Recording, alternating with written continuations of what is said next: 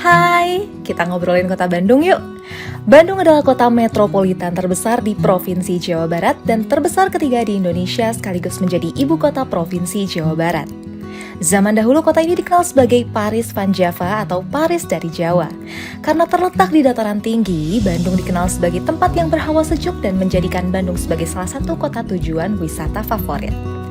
Keindahan kota, iklimnya, kecantikan dan keramah tamahan mojang-mojang priangan, juga kreativitas penduduknya yang tinggi, menjadikan Bandung mempunyai citra dan tradisi tersendiri. Berhiber alias bersih, hijau, berbunga pernah menjadi slogan penataan kota yang di zaman kolonial Belanda pernah dijuluki Mooi Bandung atau Bandung Indah. Eits, bersih? Bagaimana dengan ini? Apakah Bandung memang seindah dan sedamai cerita?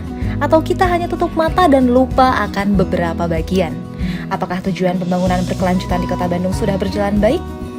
Sustainable Development Goals atau tujuan pembangunan berkelanjutan merupakan pembangunan yang menjaga peningkatan kesejahteraan ekonomi masyarakat secara berkesinambungan, pembangunan yang menjaga keberlanjutan kehidupan sosial masyarakat, pembangunan yang menjaga kualitas lingkungan hidup, serta pembangunan yang menjamin keadilan dan terlaksananya tata kelola yang mampu menjaga peningkatan kualitas hidup dari satu generasi ke generasi berikutnya.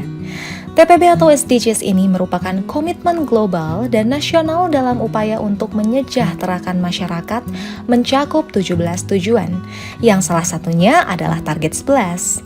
Target 11 yaitu kota dan pemukiman yang berkelanjutan. Kita bahas lebih lanjut ke 11.6, yaitu reduce the adverse per capita environmental impact of cities, including by paying special attention to air quality, municipal and other waste management. Banyak sekali loh upaya yang telah kita lakukan dalam mendukung target ini. Sebetulnya, kalau semua umat manusia itu sadar, minimum dibagi dua, sampah organik dan sampah anorganik. Sebetulnya permasalahan sampah itu sudah 50% bisa terpecah. Kita bicara di Telkom University, ada beberapa tempat sampah. Kita cek secara kasat mata saja, sampling. Pasti di sana walaupun ada tulisan organik, anorganik, kemudian yang B3 dan lain sebagainya. Di sana ada organik, di sana ada organik, di sana semua tempat. Walaupun ada tulisan. Apa alasannya? Kesadaran. Yang organik kita pisahkan dalam ini kan, mana plastik, mana kertas, mana logam, itu saja. Yang logam itu kita kirim saja, karena kalau mendaur orang logam biaya operasionalnya tinggi. Lebih baik di kilo jual melalui bank sampah. Yang kertas, plastik bisa didaur ulang. Kertas bisa dijadikan produk sendiri, bisa dicetak menjadi kertas seni lalu dijual. Yang plastik, apakah bisa jadi paving block plastik dengan dilumbarkan dulu, yang lumerkan masuk cetakan paving block itu bisa atau dipanaskan. Mudah-mudahan nanti ada bank sampah yang bisa mendaur ulang yang baik itu kertas, khususnya kertas dan plastik. Itu sangat mendukung sekali. Sekarang lagi ramainya bank sampah, apalagi sekarang sudah ada aplikasinya, sehingga nasabah atau pinjaman itu bisa dari HP itu sudah ketahui berapa uang yang ada di bank sampah itu. Setelah mengetahui target dan real problem di kota kebanggaan saya, sebagai mahasiswa Telkom University, prioritas yang akan saya lakukan adalah: pertama, changing our mindset. Semua berawal dari kepala, turun ke hati, lalu ke tubuh kita yang bergerak. Kita butuh sampah, and that's a point to start loving waste. Kedua, seeking for more knowledge about waste and environment. Untuk menangani sebuah kasus, kita perlu mencari tahu sebanyak-banyaknya, dari yang sesuai dengan bidang keahlian kita hingga lintas bidang, karena berbicara tentang lingkungan akan mencakup keseluruhan bidang keahlian.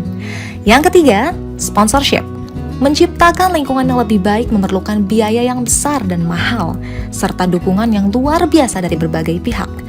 It's important and don't miss it. Yang keempat, practice and execution. Barulah ke tahap eksekusi ide. Terjun ke masalah yang sebenarnya, menghadapi dan merangkul pihak-pihak yang dapat mendukung rencana terbaik kita. Kelima, broadcasting, make a trend for all of us. Saya sebagai generasi Z awal merasa bahwa broadcasting is our power. Jangan minder kalau hal-hal baik susah viral, karena semua berawal dari niat yang baik. Maka dari itu saya cukup optimis bahwa 10 tahun ke depan, yaitu di 2033, saya ingin membuat masa depan dengan masyarakat yang lebih sadar, yang sudah berubah mindsetnya, yang sudah bersahabat dengan sampah dan limbah. Poin prioritas 1 dan 2 bisa berhasil terlaksana dalam 10 tahun.